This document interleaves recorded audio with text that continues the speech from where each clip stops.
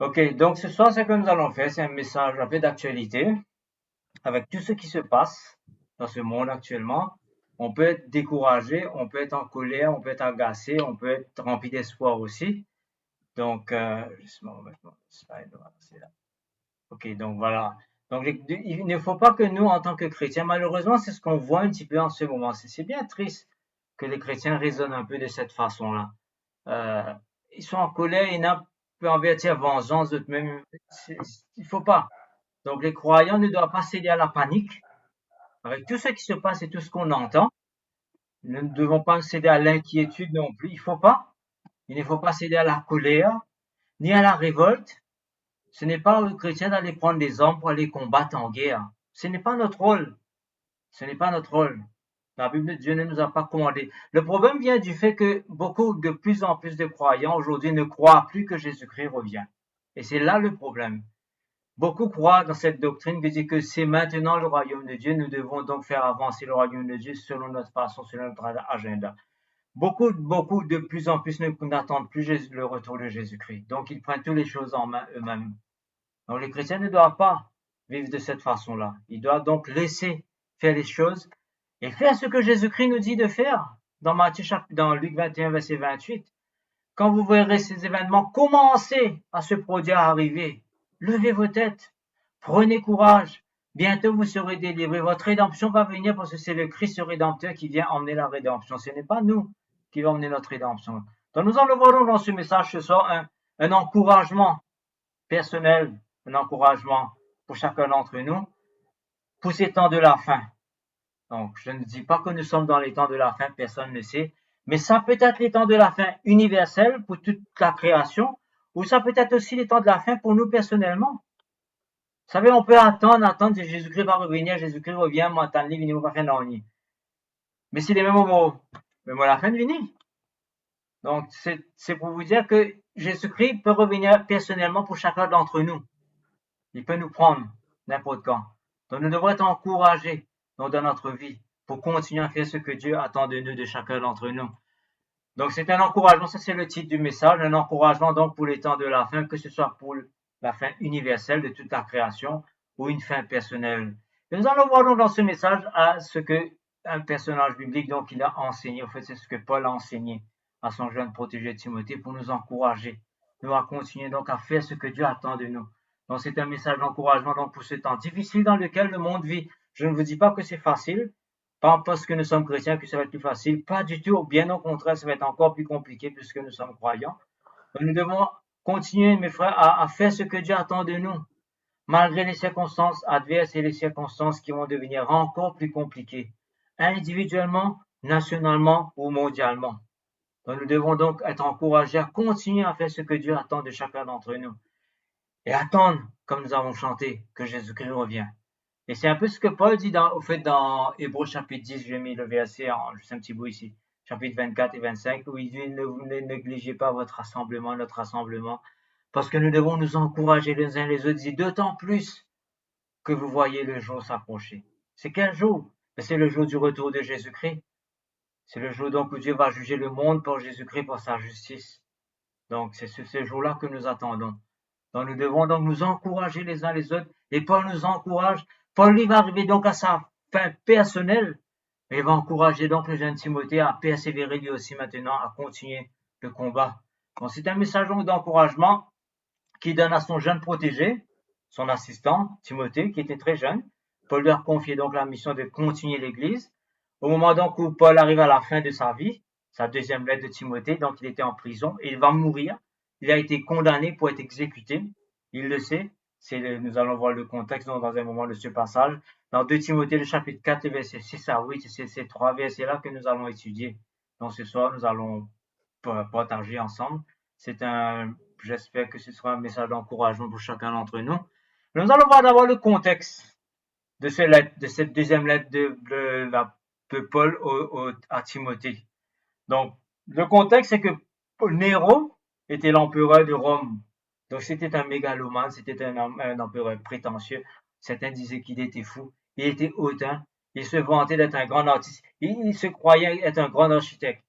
Donc, dans sa vie, dans son règne, il s'est tout le temps plaint que Rome a été mal bâtie, que Rome, ça fonctionne pas bien, que la ville n'est pas correcte, que les bâtiments sont pas bien construits, c'est pas bien dans un assemblage parfait, etc. C'était pas à son goût. Et il le disait devant tout le monde que si un jour, s'il pouvait rebâtir tout ça et que tout brûlerait et recommencer à rebâtir la ville, il le ferait. Il leur rebâtirait la ville donc selon ce que lui, il pense être bon, ce que lui, il pense donc être une vraie ville. Donc c'était sa pensée. Il voyait tout en grand, il se croyait parfait, il se croyait donc d'être le plus grand architecte, etc. Et un jour, malheureusement ou heureusement, enfin c'est malheureusement plutôt, l'impensable est arrivé. L'impensable, c'est que lui, il avait pensé, c'est que Rome a brûlé, effectivement. Et c'est arrivé donc en juillet, en l'an 64. Et Rome a brûlé pendant toute une semaine. Essayez d'imaginer la ville de Rome. Je ne sais pas si vous pouvez faire une image dans votre tête. Je n'ai pas d'image aujourd'hui. Allez chercher une image. Avec tous les bâtiments qu'il y avait, avec toutes les avenues, c'était bien bâti. C'était bien correct, hein.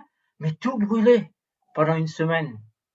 Bon, les gens ont essayé de circonscrire le feu. Ils ont pu le faire un peu et puis ça a repris de plus belle pour encore 3 jours. Donc, ils ont essayé à chaque fois ça, le feu reprenait. Et finalement, donc, après presque 2 semaines, vous essayez d'imaginer cela, 2 tiers de toute la ville a brûlé. 2 tiers. Imaginez pour lui, si pour lui, 2 tiers de pour lui brûlé. Quelle catastrophe ce serait pour le pays. Une catastrophe économique, politique, une catastrophe humaine. Et ce qui s'est passé, c'est que les gens, le peuple était en colère. Le peuple était en colère parce que beaucoup parmi eux ont perdu leurs biens. Ils ont perdu leur foyer. Peut-être qu'il y en a qui ont perdu des êtres chers aussi dans l'incendie. Et en toute innocence, comme si rien n'était, Nero a dénoncé ce fait. Il a critiqué, il paraissait abattu, il paraissait dans l'abattement, il paraissait dans l'étonnement, il paraissait perdu. Comment sa ville était en feu. Donc c'est dans ce contexte donc que ce que Nero a fait parce que les gens cherchaient un coupable. Les gens voulaient faire payer les responsables. Pour eux, les responsables c'était les politiques, c'est-à-dire ceux qui étaient en charge. C'est eux qui étaient en charge. Le fait, c'est Nero lui-même qui a fait brûler la ville. C'est Nero. Et comme il voyait que les gens étaient en colère, donc il a fait porter le blâme sur les chrétiens. Il dit c'est surtout eux, les chrétiens, qui adorent un autre Dieu étranger. C'est à cause d'eux et c'est eux qui ont mis le feu dans la ville. Ils n'aiment pas nos dieux, ils n'aiment pas nos temples. Donc il a blâmé les chrétiens. Et là, s'en est suivi donc une persécution violente contre les chrétiens. Ils étaient persécutés, ils étaient emprisonnés, ils étaient torturés. Et le peuple croyait vraiment ce que Néron disait, malheureusement. Donc les chrétiens étaient persécutés. Et Paul, donc, quand il a entendu cela, quand il a voyé ce qui se passait, qu'est-ce qu'il a fait? En pensant faire bien, selon dans sa bonne volonté, il décida d'aller à Rome, donc d'après l'histoire, pour aller justement défendre ces chrétiens-là. Parce que lui, il était citoyen romain, et il pensait que les autorités romaines allaient l'écouter quand il allait plaider donc pour les frères et sœurs, pour ses enfants, parce que c'est lui en fait qui a emmené l'évangile à Rome de certaine façon. C'est lui qui a fait parvenir l'évangile à Rome, pas les chrétiens, pas ceux qui étaient convertis, donc quand ils étaient à Corinthe, ils étaient dans les autres villes, ceux qui ont émigré à Rome. Donc c'était ses enfants spirituels d'une certaine façon. Donc il pensait y aller pour le défendre, les encourager. Là? Hein? Ouais, Je ne sais pas qui c'est qui. Je pas m'étais. Ok. Je sais. Oui, j'ai coupé, c'est bon, merci. Ouais. Ok. Donc Paul, dans sa bonne volonté, il est allé à Rome pour défendre les chrétiens parce qu'il était citoyen romain. Il pensait que les autorités donc allaient l'écouter.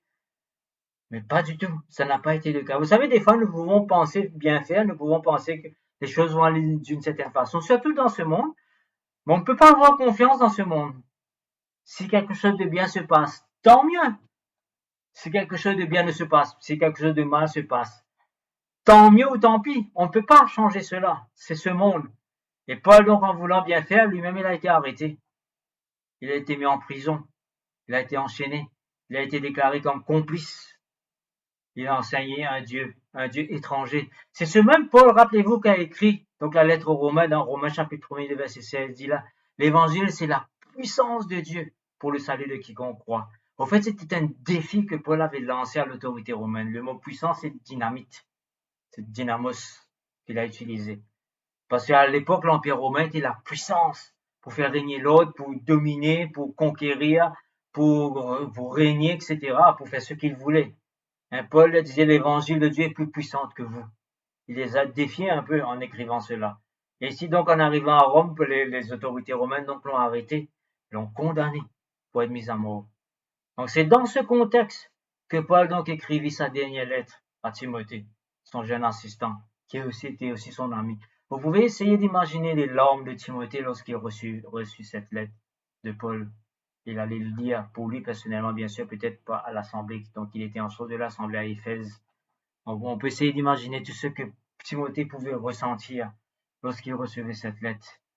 Donc, dans les 3 premiers chapitres donc, de la lettre de Paul au deuxième épître de Timothée, donc Paul a parlé de ses préoccupations pour le jeune Timothée. Il lui a dit donc ce qu'il faut faire, ce qu'il ne faut pas faire, ce qu'il faut éviter de faire, comment faire, etc.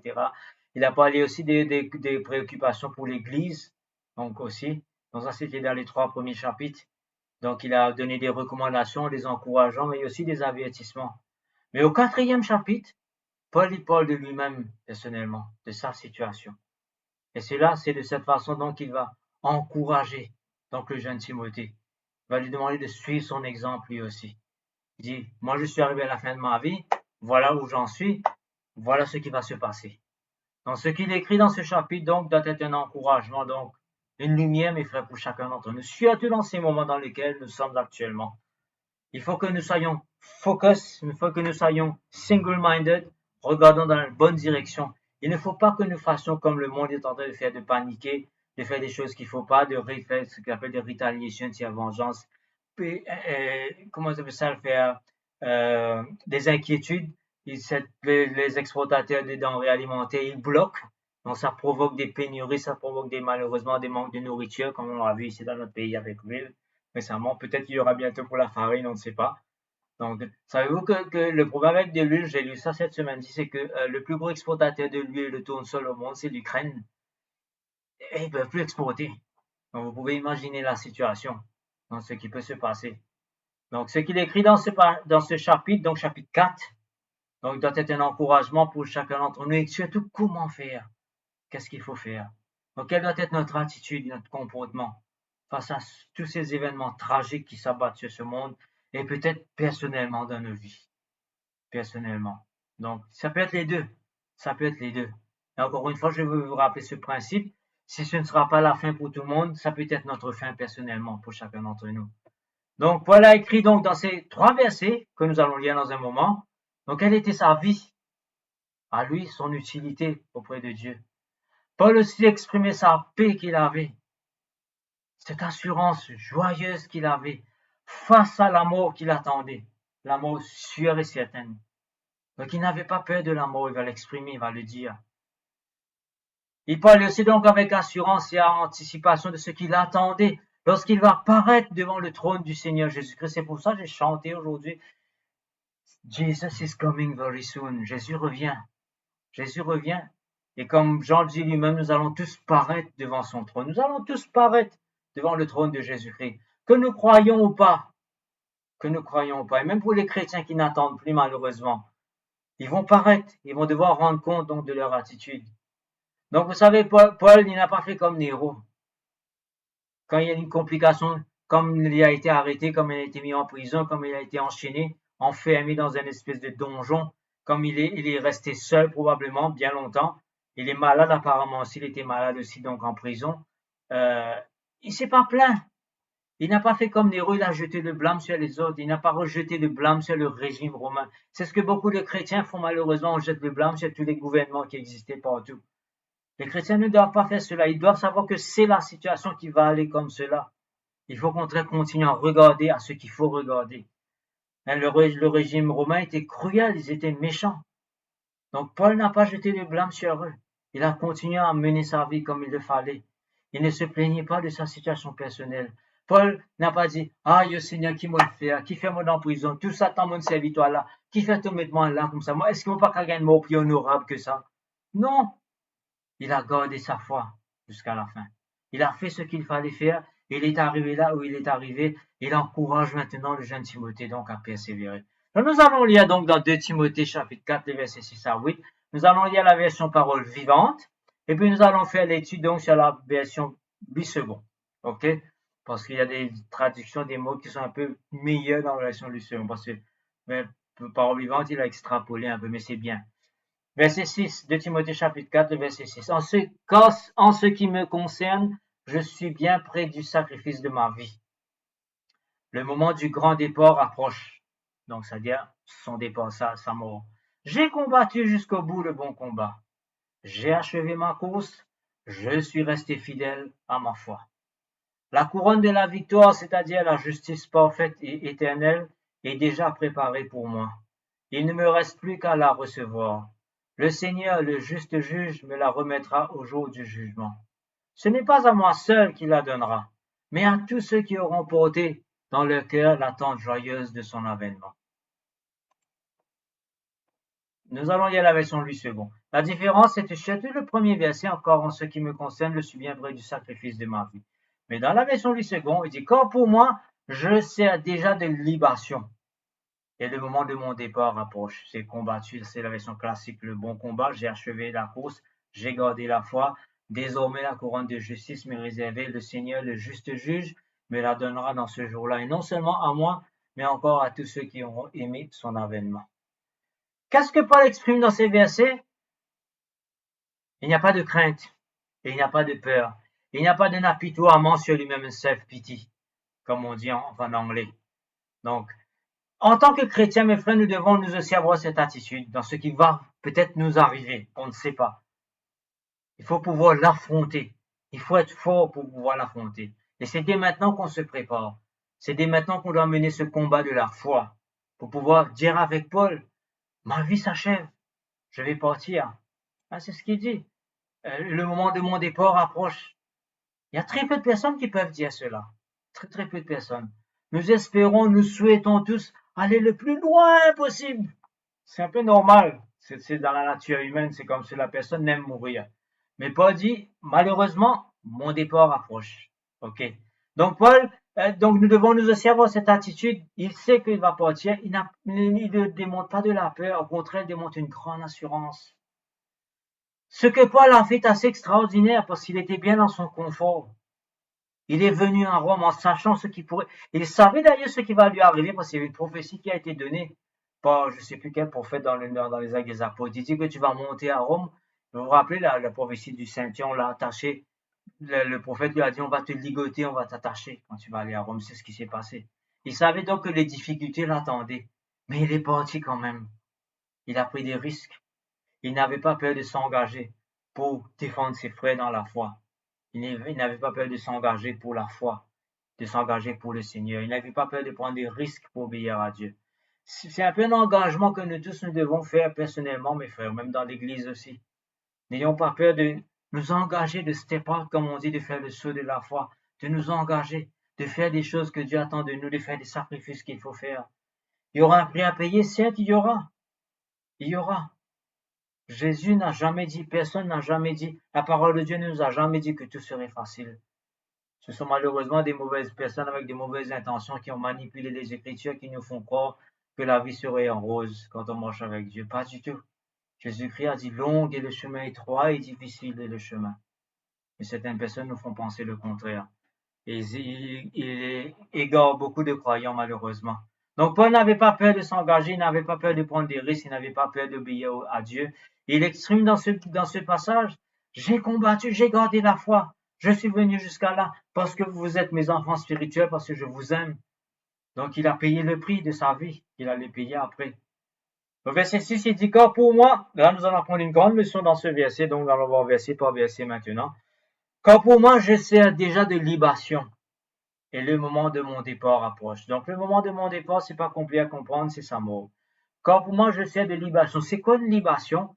Ce sont des sacrifices de boissons qui accompagnaient tous les sacrifices, en fait. C'était du vin, c'était des jus qui accompagnaient donc les sacrifices.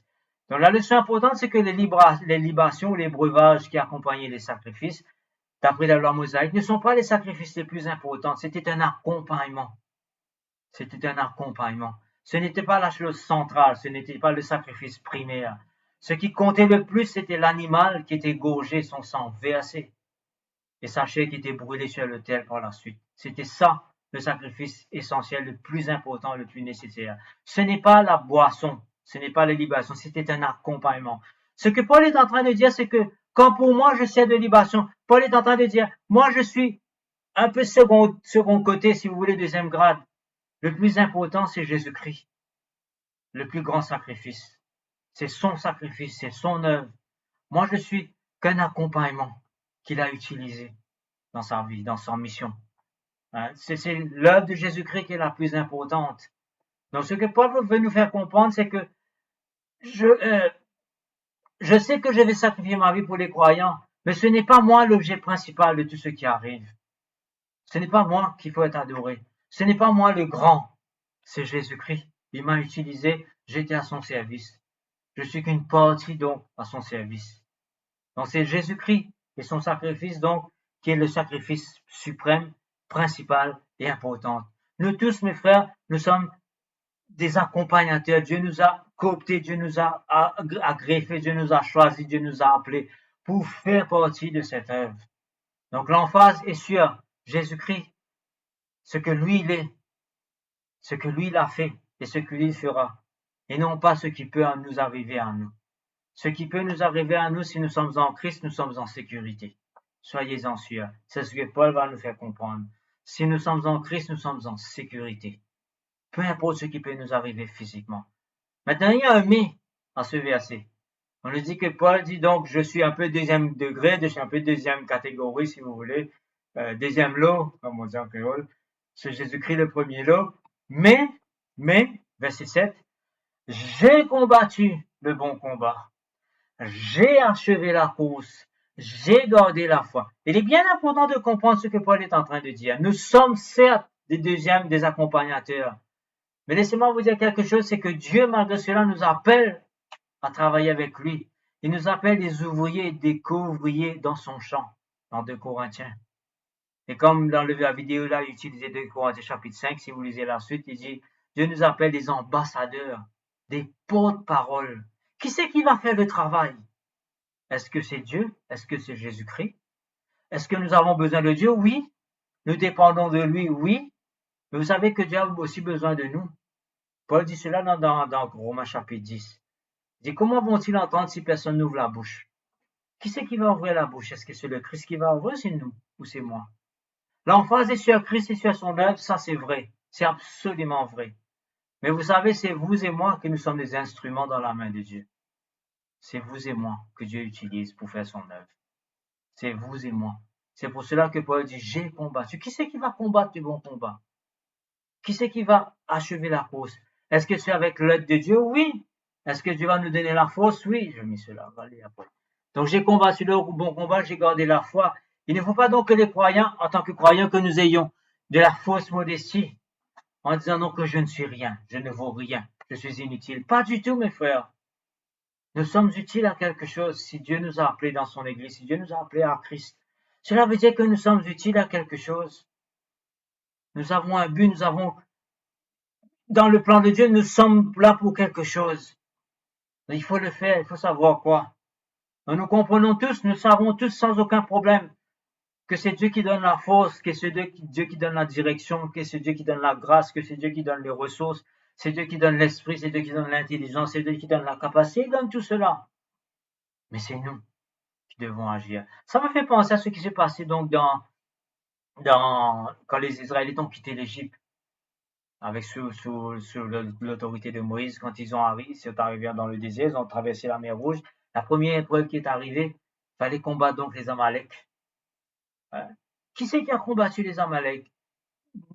Les Israélites, Moïse disait, combat pour nous. Dieu dit non, vous allez combattre. Je vais vous donner la force. Vous allez combattre. Ça, toi, ce que tu vas faire, Moïse, tu vas monter sur la montagne, tu vas prier. Le peuple va combattre. C'est ce que Dieu attend de nous, mes frères. Dieu nous donne tout ce qu'il faut, mais c'est nous qui devons lever le petit doigt. C'est nous, mes frères, qui devons lutter, résister contre le mal. C'est nous qui devons agir, c'est nous qui devons parler, c'est nous qui devons marcher, c'est nous qui devons donner. Quoi, est-ce que nous pensons que Dieu va être généreux, va tirer dans notre poche pour donner? C'est nous qui devons faire cela. C'est nous qui devons pardonner. Qui c'est qui va pardonner? C'est nous, personnellement, les uns aux autres. Qui c'est qui doit prier? C'est nous. Qui c'est qui doit chanter? Tout à l'heure, nous avons parlé de Dieu veut entendre notre voix. C'est nous. Nous devons lire, méditer, encourager. Ce sont des choses que vous et moi, nous devons faire dans ces temps où nous sommes actuellement. Donc, nous devons mener notre combat de cette façon-là, mener notre vie de cette façon-là. Jésus-Christ, il est la chose principale, mais il veut que nous l'accompagnions. Il veut, mes frères, que nous l'accompagnions dans cette œuvre. Donc, c'est nous qui devons encourager les uns les autres, réconforter, visiter, aider, téléphoner, témoigner, partager, jeûner, résister. Ce sont des verbes qui existent dans la parole de Dieu. C'est pour cela que Paul disait, j'ai combattu, j'ai achevé, j'ai gardé. Il a fait ce que Dieu attendait de lui. Il a reçu toutes les ressources qu'il fallait. Il passait dans le prétoire, c'est-à-dire dans la cour, si vous voulez, la première fois. Donc, quand il a dit ça à Timothée, d'ailleurs, je crois que c'est dans 1er Timothée, il a dit, tous m'ont abandonné, mais le Seigneur s'est tenu à mes côtés. Le Seigneur m'a fortifié. L'Esprit du Seigneur m'a guidé. Vous voyez? Et il est resté ferme. Il a donc combattu, il est resté ferme dans la foi. Donc, vous savez, nous avons tous une certaine valeur auprès de Dieu. Autrement, Dieu ne nous aurait pas appelés. Nous avons tous une valeur. Il ne faut pas croire que nous sommes des moins que rien, des inutiles. Là, dans la vidéo, M. Bonax parlait de cela. Nous avons une nouvelle identité en Christ. Nous sommes quelque chose en Christ. Nous sommes quelque chose. Si vous lisez Éphésiens chapitre 2, le verset 8 et 9 et 10, c'est que nous sommes le chant de Dieu, le God's poema. En grec, c'est le poema. Nous sommes le poème de Dieu en Christ, la nouvelle création. C'est assez extraordinaire ce que Dieu a fait de nous. Donc nous devons être conscients de cela. Paul était conscient de cela. C'est pour cela donc qu'il pouvait arriver jusque-là et dire donc j'ai achevé, j'ai gardé, j'ai combattu. Donc nous avons une utilité quelconque dans son plan pour chacun d'entre nous. Encore une fois, ce n'est pas Jérémie 29, 11. C'est un autre plan que Dieu a pour chacun d'entre nous. C'est ce plan de nous tenir un jour devant Christ. Le plan qu'aujourd'hui nous représentons Christ, que nous avons la bonne étiquette et que ce qu'il y a sur l'étiquette, donc la boîte de conserve, c'est la même chose qu'il y a à l'intérieur. C'est pour ça que Dieu est en train de travailler en chacun d'entre nous pour nous transformer donc à l'image de cette étiquette, notre identité en Christ. Donc soyons heureux, soyons reconnaissants, soyons extrêmement contents et satisfaits et humbles en même temps, mes frères, lorsque Dieu nous utilise pour faire avancer son royaume. Dieu nous utilise pour faire manifester sa volonté d'une manière ou d'une autre, dans la vie d'une personne, dans la vie d'une église, dans la vie d'un groupe, dans la vie de notre employeur, de notre employé, de notre patron, etc. Peu importe. Donc Dieu peut nous utiliser. Soyons satisfaits pour cela. Pour Dieu peut nous utiliser. Soyons fidèles dans nos actions, dans l'obéissance. Soyons fidèles dans l'obéissance. Cet après-midi, j'ai écouté un petit message à peu près cela dit. Lorsque nous nous levons le matin, est-ce que nous sommes fidèles dans la prière? Ou le soir, je ne sais pas. Donc c'est gratifiant d'être fidèle, croyez-moi. C'est récompensant d'être fidèle. C'est encourageant pour nous-mêmes personnellement d'être fidèles. Et ce sont des choses que nous aurons besoin de plus en plus par les temps qui vont courir, qui courent déjà. Nous ne savons pas encore une fois ce qui peut arriver. Mais peu importe ce qui va arriver, il faudrait qu'arrive un certain moment de notre vie, nous pourrons dire, j'ai combattu, j'ai achevé, j'ai gardé. Donc ça c'est le verset 7, le verset 8. Désormais la couronne de justice m'est réservée. Le Seigneur, le juste juge, me la donnera en ce jour-là. Et non seulement à moi, mais encore à tous ceux qui auront aimé son avènement. Je ne cesserai jamais de souligner, surtout la fin de ce verset, il y a d'autres versets encore qui parlent de cela. Est-ce que nous aimons le retour de Jésus-Christ? Pour certaines personnes, ils en ont marre d'attendre, je ne sais pas, où ils en sont bien dans leur confort, ils ont leur petit royaume, ils ne veulent plus attendre le retour de Jésus-Christ. Est-ce que nous attendons cela? Est-ce que nous aimons que Jésus-Christ va revenir? Est-ce que nous aimons cela? C'est une très bonne question, parce qu'il y a des choses qu'il faudra laisser. Donc Paul est absolument, quand Paul est en train de dire cela, il est absolument confiant donc dans les promesses de Dieu. Et c'est un peu cela ce qui l'a motivé. Parce que Paul n'a pas agi dans l'air. Il n'a pas agi à dire, ok, peut-être, ne pas sûr, mais nous essayer quand même. Peut-être que Dieu peut faire quelque chose. Pas du tout. Autrement, ça ne vaut pas la peine. Si on n'est pas sûr de ce qui va nous arriver, si on n'est pas sûr des promesses de Dieu, ça ne vaut pas la peine de continuer. Il faut faire ce que Paul dit dans 1 Corinthiens chapitre 15. Mangeons et buvons car demain nous mourrons. Ça ne vaut pas la peine. Paul avait une espérance, Paul n'avait pas donc une espérance qui était chancelante, qui était basée sur du vent. Il était sûr et certain de ce qu'il entendait, de ce qu'il avait lu, de ce que Dieu lui a dit. Son espérance ne dépendait pas des circonstances. Donc il faisait le bien. Il était sûr, mes frères, que Dieu voyait. Et c'est ce que Hébreu dit dans Hébreu chapitre 6, le verset 10. C'est le seul verset où nous irons en dehors de la Bible aujourd'hui, dehors des passages que nous venons de lire. Car Dieu n'est pas injuste pour oublier votre travail et l'amour que vous aurez montré pour son nom, ayant rendu et rendant encore des services aux saints. Dieu n'est pas injuste pour oublier votre travail. Rappelez-vous toujours de cela. Rappelez-vous toujours de cela. N'importe dans les circonstances que vous avez, soyez sûrs, mes frères, soyez sûrs que Dieu voit ce que vous avez fait, ce que vous allez faire, ce que vous avez envie de faire, ce que vous ferez. Dieu voit et Dieu n'est pas injuste. Donc dans ce verset, ce que Paul écrit, c'est qu'il a une grande assurance. Il a une grande confiance absolue dans ce qui va lui arriver après, même s'il va mourir. Même s'il va mourir. Donc il a une grande confiance donc dans la capacité de Dieu d'accomplir ce que Dieu a promis. Il dit désormais la couronne de justice m'est réservée. Cette justice que nous luttons tant, cette justice que nous désirons tant, que nous voudrions tant voir manifester pleinement dans notre vie. Paul a écrit Romains chapitre 7 où il décrit sa lutte contre le péché. Mais il arrivera un temps où il n'y aura plus cette lutte. Et c'est ce que nous tous nous devons désirer arriver à ce moment-là, où cette couronne de justice nous sera donnée. Le Seigneur, le juste juge, nous la donnera ce jour-là. Et fini le combat contre le mal, contre le péché en nous-mêmes. Fini. Donc Paul avait cette grande assurance que ce moment viendra. C'est pour ça qu'il a lutté. C'est pour ça qu'il a persévéré. C'est pour ça donc qu'il avait cette grande assurance. Il avait cette grande persévérance, si vous voulez, parce qu'il était sûr et certain que Dieu donc pouvait accomplir tout ce qu'il a promis. Et Dieu a la capacité, Dieu a l'autorité, Dieu a la volonté donc d'accomplir cela. Donc il ajoute, désormais donc cette couronne de justice m'est réservée. Pourquoi? Parce que donc Paul croyait donc fermement dans tout ce que Dieu a promis. Il croyait fermement que Dieu donne des récompenses à ceux qui lui obéissent. Il ne faut pas avoir peur des récompenses. Je sais qu'il y a certaines personnes qui disent malheureusement, ils enseignent la parole de Dieu, ils nous disent que nous ne devons pas obéir à cause des récompenses. Pas du tout, c'est bien le contraire au fait. C'est le contraire ce que Dieu nous dit dans sa parole. C'est à cause des récompenses qu'il faut obéir. Parce qu'il y a de bons et de mauvais récompenses aussi. Si nous désobéissons, nous aurons des mauvaises récompenses. Donc il faut faire à cause des récompenses. Oui, c'est peut-être nous dire gagnant ou par intérêt, c'est pas grave. Mais il faut le faire.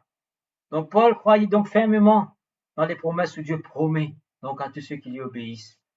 D'abord la couronne de justice bien sûr, mais la vie. Et même déjà ici-bas, dans certaines circonstances, une vie un peu plus tranquille dans le sens que nous ne serons pas inquiets, peu importe ce qui va arriver parce que nous serons sûrs. L'Esprit Saint va fortifier notre foi en nous. La parole de Dieu va nourrir notre foi pour que nous ne soyons pas inquiets face aux événements. Aujourd'hui, j'ai vu des commentaires des chrétiens qui critiquent ceux qui peuvent faire la guerre, qui envers la guerre, c'est pas notre rôle. C'est pas notre rôle. Notre rôle, c'est de continuer à faire ce que Dieu attend de nous. Donc, c'est ce qui a motivé Paul, c'est ce qui a motivé, c'est ce qui a donc lui donné de l'énergie, c'est ce qui l'a encouragé dans sa vie chrétienne. Et Paul nous encourage, et comme il encourage le jeune Timothée, il dit, voilà ce qui m'est arrivé, voilà ce qui va m'arriver. Timothée, suis mon exemple, toi aussi. Suis mon exemple. Et ça va arriver aussi à tous ceux donc qui attendent et qui aiment le retour de Jésus-Christ. Donc, ce verset inclut 7 à Timothée parce que ce livre a été écrit à Timothée, cette lettre. Mais ça aussi nous implique parce que Paul écrit à tous ceux qui auront aimé son avènement. J'espère que vous êtes tous inclus, vous êtes tous inclus dans ce verset-là, que vous aimez l'avènement, le retour de Jésus-Christ, que vous n'êtes plus découragés, que vous ne vous laissez plus aller, que vous ne vous accrochez pas à tout ce que vous avez sur cette terre, pas les larguer, pas les larguer, pas les larguer. De toute façon, un jour, tout partira. Donc, tout partira. Et ces promesses de Dieu, cette vie que Dieu nous réserve, cette vie qui nous attend, tout ce que Dieu veut nous donner, n'est pas réservé seulement donc aux grands prédicateurs, aux grands personnages bibliques, aux grands spirituels, aux grands religieux, aux grands hommes de l'histoire, etc., ceux qui ont écrit des grands livres. Pas du tout, mes frères, il est écrit pour chacun d'entre nous. Des gens simples, si nous faisons ce que Dieu attend de nous. Nous avons déjà parlé donc de la fidélité dans les petites choses. C'est à vous et à moi que ça s'adresse. Est-ce que nous devons faire de grandes choses? Non. Faites ce que Dieu attend de vous, là où vous êtes. Donc persévérons et attendons donc le véritable Voici donc ce que Paul est en train de dire au fait. Le véritable événement de notre vie, mes frères, n'est pas notre mort. N'est pas notre mort. La mort sera un temps de transit pour arriver au véritable événement de tous les hommes. C'est ce que Paul écrit dans Hébreux chapitre 9, le verset 27. Tous ne paraîtront devant le trône de Jésus-Christ. C'est le véritable événement de chaque être humain. Sauver la vie. Sa comparution devant le trône de Jésus-Christ. Donc c'est important que nous pensons à cela, nous faisons des choses en vue de cela, parce que comme je vous ai dit au début, notre fin peut être aujourd'hui, maintenant, demain, n'importe quand, ou il peut y avoir aussi la fin, avec toutes la tribulation, les guerres, etc., qui peut arriver où Jésus-Christ revient. Tant mieux si nous voyons Jésus-Christ revenir. Ce sera notre fin, bien sûr, sur cette terre, et nous allons paraître devant le trône de Jésus-Christ, nous aussi, par la suite.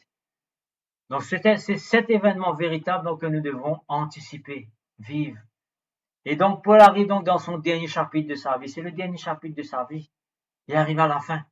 Donc Paul a affiché son assurance, son endurance, son service, sa foi en Dieu par Jésus-Christ, par le Saint-Esprit. Donc il le faisait connaître à Timothée. Il a encouragé Timothée. Donc c'est un peu cet encouragement que Paul nous donne ce soir, chacun d'entre nous. Donc nous aussi, mes frères, nous pouvons suivre cet exemple. Dans ces temps troublés et incertains dans lesquels nous sommes, ne blâmons pas les autres, ne passons pas du temps à nous plaindre, ne passons pas notre temps à paniquer, ne passons pas notre temps à nous renfermer sur nous-mêmes. Bien au contraire, c'est le contraire qu'il faut faire. Les chrétiens doivent mieux encore s'encourager, s'entraider, se supporter, hein, faire ce qu'il faut faire. Il faut tous nous uphold, comment nous dire en anglais, ça veut dire nous élever tous dans la prière les uns les autres. Donc c'est ce qu'il faut faire en ces temps difficiles. Il ne faut pas se retourner sur soi-même et commencer à blâmer X, Y, Z. Il ne faut pas faire cela. Au contraire, soyons tous forts dans la foi. Levons nos têtes, comme Jésus-Christ dit, quand votre Rédempteur arrive. Votre Rédempteur, notre Rédempteur arrive. Donc c'est ce que Paul nous dit et c'est ce que Paul dit, donc nous devrions tous nous encourager, donc mes frères, à continuer à faire ce qui est bien, à espérer toujours et à appuyer et à s'appuyer sur ce que Dieu est en train de faire. C'est lui qui est en train, c'est lui le maître des événements, c'est lui le maître du temps, comme nous avons chanté dans le premier cantique. Donc que Dieu nous encourage et que Dieu nous bénisse tous donc par ses paroles. Amen.